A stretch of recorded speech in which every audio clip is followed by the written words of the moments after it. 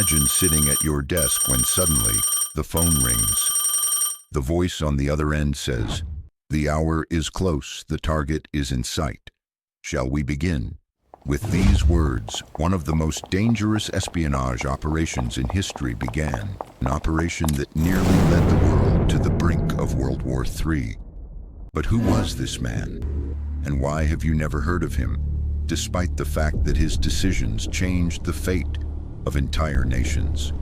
His real name is unknown. In the files of both American and Soviet intelligence, he was known by the codename The Shadow. A man who spoke 5 languages, could disguise himself perfectly, and lied as easily as breathing. He worked with British intelligence, but secretly sold their secrets to the Soviets, and sometimes to the Americans. In 1962, as the Cuban Missile Crisis was about to explode, the Shadow smuggled a single piece of information. A piece of information that made the US president change his mind at the last minute. The Soviets discovered the leak, and a race against time began.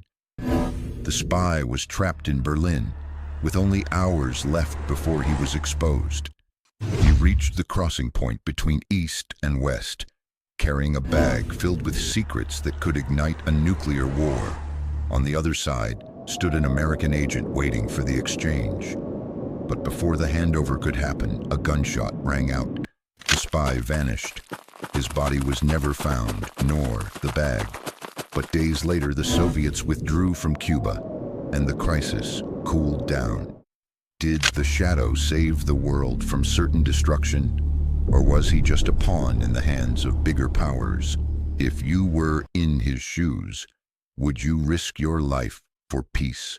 Or do you believe spies, in the end, are just traitors, no matter what their intentions? Write your opinion below. Let's start the discussion.